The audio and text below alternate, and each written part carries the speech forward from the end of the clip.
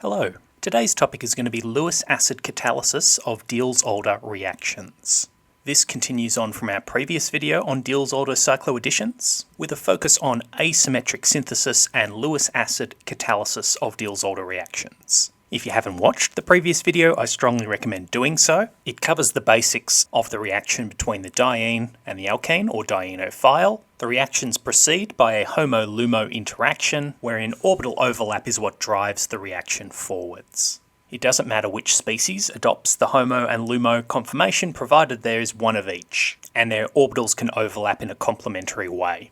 So moving on to Lewis acid catalysis. This has been known about since the 1960s and is considered one of the more advanced concepts for Diels-Alder chemistry.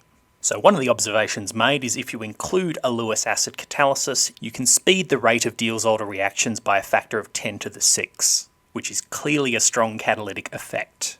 Here we can see this idea of the diene and dienophile. Each has a HOMO and a LUMO configuration of orbitals. There are two potential reaction pathways shown by the arrows, with the preferred pathway being the HOMO-LUMO interaction that is nearest in terms of energy. Now, if you can shrink this gap between the HOMO and the LUMO states of the two reagents, you are going to speed the rate of the reaction.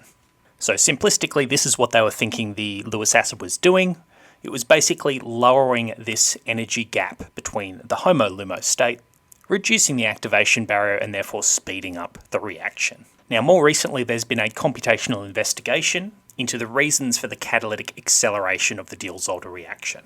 Specifically, they were looking at the reaction between isoprene and methacrylate, shown here, and looking at the influence of adding a Lewis acid to the reaction, including none for the negative control, titanium chloride and aluminium chloride, those being the main two I'm going to talk about today. When you combine these two reagents together, you either get the 1,3 cycloadduct or the 1,4 cycloadduct, and we can see this coordination to the Lewis acid in the products as well as the starting material. So on the left we can see the computational analysis of the activation strain, effectively the sum of the activation barrier to instigate the Diels-Alder reaction. No Lewis acid is shown in black, titanium chloride is shown in red, and aluminium chloride is shown in blue. And we can see that the sum of the difference in energy when considering activation strain is that no Lewis acid catalysis has the highest energy barrier, which drops for titanium chloride, which drops even further for aluminium chloride for this particular reaction. Now, interestingly, when they broke down the various reasons for why that could be, they discovered that these Lewis acids did not enhance the electrostatic or the orbital interactions of those Diels-Alder reactions. So electrostatic is shown here. We can actually see that no Lewis acid is lower in energy, orbital interactions is down here, and it's cut off, but there's no real difference in energy observed for adding a Lewis acid. And this is significant because this was one of the assumptions as to why the Lewis acid might be acting as a catalyst. So this left the final contender, which was that the addition of a Lewis acid lowered the Pauli repulsion between the pi systems of the reagents as they came together to undertake the Diels-Alder reaction. And again, it's kind of cut off, but you can see that the blue and the red trace are significantly beneath the black trace, meaning that adding a Lewis acid does lower this Pauli repulsion component. To explain this, they modelled the pi systems of the dienophile and the diene. So diene at the top, dienophile at the bottom. You can see the frontier molecular orbitals of these species, including when you add Lewis acids into those systems. The biggest reduction in Pauli repulsion was seen for aluminium chloride. So further modelling was done on the dienophile coordinating that Lewis acid. And while the differences in the frontier molecular orbitals aren't dramatic, there is evidence for less repulsion once you add the Lewis acid into the system. So these two at the top show no addition of aluminium chloride, and we can see examples of red on red, blue on blue, which is going to give us repulsion, as well as red on red over here. When you add the aluminium chloride, the shape of the frontier molecular orbitals subtly shifts, and we can see there's no longer any blue on blue repulsion, and the size or magnitude of this red on red repulsion has decreased, corresponding to a drop in energy. Interestingly, this drop in energy only seems to influence one of the two HOMO-LUMO coupled pairs. As for this one, we see the change in energy is actually increased from -18 to -12 or so. And we can see this red-on-red repulsive force is still present. But presumably a drop in energy on the major Diels-Alder pathway is all you need to accelerate the reaction.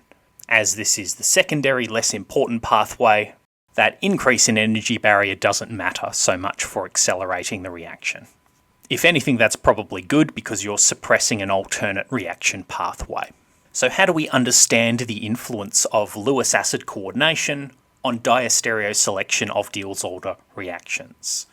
So first thing to consider is if we have no Lewis acid at all, and we consider an alpha keto alkene of the dienophile, it can have this S-trans S-cis equilibrium between these two conformations. However, when you add a Lewis acid, which is going to coordinate to our ketone group, all of a sudden we're introducing a bulky, we can think of it as a functional group, and this is going to introduce a steric clash for this S-cis conformation. So this equilibrium is going to get pushed over to favour the S-trans conformation in our dienophile. So in addition to speeding up our reaction as a catalyst, we're also influencing this cis-trans conformation of the dienophile. Now that we have this favoured conformation, if we have a look on this side of the molecule, we can see that we have two functional groups, one which is bulky and the other one which is less bulky. Given we need to have overlap of our diene across the orbitals of our dienophile, it essentially needs to park on top of this functional group. And the sterics on this side of the molecule is going to influence where our diene parks on top of our dienophile. So in this case, we're doing a reaction with cyclopentadiene. We have a less bulky functional group on this side of our molecule, so the preference for the dienophile is to sit atop on the same side as our less bulky functional group. And this ultimately influences the product that we see as our major product. We have our diene reacting on the same side as our less sterically problematic functional group. But we also need to consider the S-trans conformation of the dienophile. So these two things have occurred, triggered largely by our Lewis acid. Here is a good example situation whereby we have our molecule, we have a sterically bulky group protecting one side of our dienophile. It's in this S-trans conformation because we get coordination to our aluminium chloride, and here is a crystal structure representation showing all of those things together. We can see aluminium chloride coordination up here. We can see our S-trans conformation of our dienophile. We can see this bulky functional group protecting the backside of our dienophile, so there's only one way that our diene can approach, which gives us the stereochemistry of our product. Now, if only it was just that simple, but the choice of Lewis acid that you choose will also influence how the cyclopentadiene approaches the dienophile. So here we have our dienophile shown here. Our location where our diene is going to react is in this position. We have two ketones appended to this molecule, so that means there are two places that could coordinate or chelate to our Lewis acid. And indeed, that's going to be one of the factors that influences whether we see this product or this product. And just to make the difference slightly more visible, they're essentially mirror images of the same product shown here. And the Lewis acid is going to dictate which one you get as the major product. So simplistically, the reason is that aluminium chloride Lewis acids, they are more inclined to coordinate with our ketone groups. So because we have two ketone groups over here, we're going to need two equivalents of aluminium to coordinate to each of them, and this spreads our dienophile apart to make room for two coordination points to two Lewis acids. If we instead consider titanium chloride, which is a larger Lewis acid, it is actually large enough that it can chelate to our dienophile. So you only need one Lewis acid and it coordinates to both of our ketone groups. If we consider how that impacts the site of the Diels-Alder reaction, for the aluminium Lewis acid, we get the expected S-trans conformation of our ketoalkene and the reactivity that we discussed before. However, for our titanium Lewis acid, because our Lewis acid is drawn away from our ketoalkene, it can still adopt this S-cis conformation. So it's a comparison of reactivity, I guess, between the S-trans and the S-cis conformation on the far end of the molecule. Here we can crystallographically see the influence that the larger Lewis acid group has when it is chelating to our starting material, and we can see that 1/2 of the dienophile is effectively blocked by our Lewis acid group. We can also see that we still have this S-cis conformation here, so there's only really one place that our diene can attack from, and that's what's governing our stereochemistry.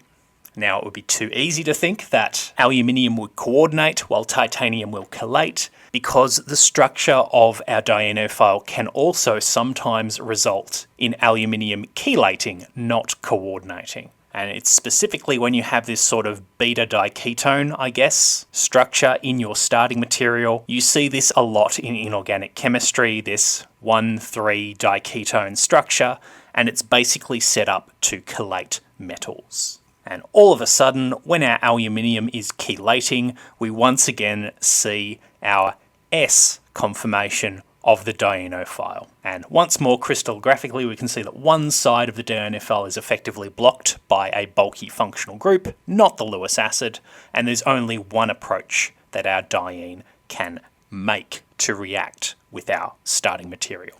So that's a whirlwind tour of the Diels-Alder reaction, looking at it from the perspective of Lewis acid catalysis. There is more still to cover, including partial asymmetric synthesis. We've covered Lewis acid catalysis, but there's orientation phenomena when you're using unsymmetrical dienes. There's inverse electron demand systems, solvent effects, mechanistic quirks, so much more stuff as well.